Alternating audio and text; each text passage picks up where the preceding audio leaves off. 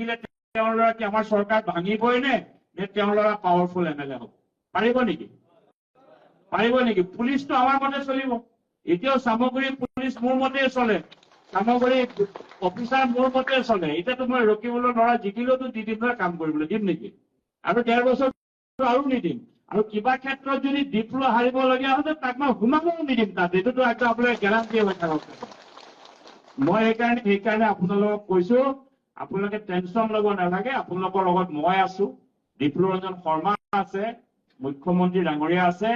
মই কৈছো আপোনালোকে মিলি ৰকিবুলৰ বিৰুদ্ধে, তেওঁৰ অন্যায়ৰ বিৰুদ্ধে, কংগ্ৰেছৰ বিৰুদ্ধে সকলো একগোট হ'ব লাগিব।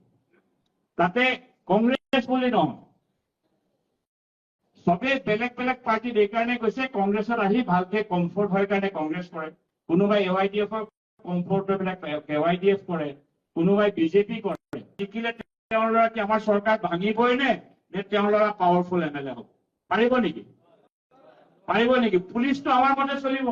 এতিয়াও চামগুৰি পুলিচ মোৰ মতে চলে, চামগুৰি অফিচাৰ মোৰ মতে চলে। এতিয়াতো মই ৰকিবুলৰ ল'ৰা জিকিলেওতো দি দিম নহয়, কাম কৰিবলৈ দিম নেকি?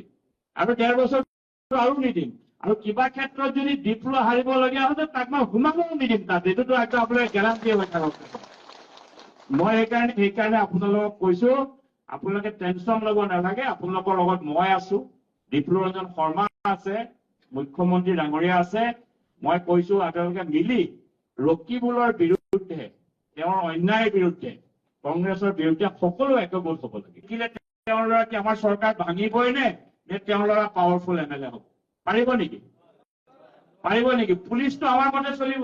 এতিয়াও চামগুৰি পুলিচ মোৰ মতে চলে, চামগুৰি অফিচাৰ মোৰ মতে চলে। এতিয়াতো মই ৰকিবুলৰ ল'ৰা জিকিলেওতো দি দিম নহয়, কাম কৰিবলৈ দিম নেকি? আৰু 1.5 বছৰ আৰু নিদিম। আৰু কিবা ক্ষেত্ৰত যদি ডিপ্ল হাৰিবলগীয়া হয় তাক মই সোমাবও নিদিম তাত। এইটোতো একদম আপোনালোকে গেৰাণ্টি হৈ থাকক।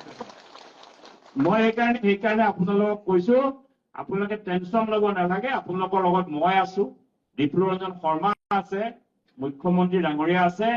মই কৈছো আপোনালোকে মিলি ৰকিবুলৰ বিৰুদ্ধে, তেওঁৰ অন্যায়ৰ বিৰুদ্ধে, কংগ্ৰেছৰ বিৰুদ্ধে সকলো একগোট হ'ব লাগিব। তাতে কংগ্ৰেছ বুলি নহয়, সবে বেলেগ বেলেগ পাৰ্টিত এইকাৰণে কৈছে কংগ্ৰেছত আহি ভালকে কমফৰ্ট হয় কাৰণে কংগ্ৰেছ কৰে।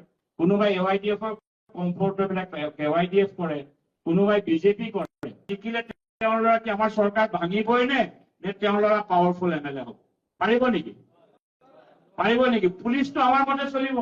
এতিয়াও চামগুৰি পুলিচ মোৰ মতে চলে, চামগুৰি অফিচাৰ মোৰ মতে চলে। এতিয়াতো মই ৰকিবুলৰ ল'ৰা জিকিলেওতো দি দিম নহয়, কাম কৰিবলৈ দিম নেকি? আৰু 1.5 বছৰ আৰু নিদিম। আৰু কিবা ক্ষেত্ৰত যদি ডিপ্ল হাৰিবলগীয়া হয় তাক মই সোমাবও নিদিম তাত। এইটোতো একদম আপোনালোকে গেৰাণ্টি হৈ থাকক। মই সেইকাৰণে আপোনালোকক কৈছো, আপোনালোকে টেনচন ল'ব নালাগে। আপোনালোকৰ লগত মই আছো, ডিপ্লৰঞ্জন শৰ্মা আছে, মুখ্যমন্ত্ৰী ডাঙৰীয়া আছে।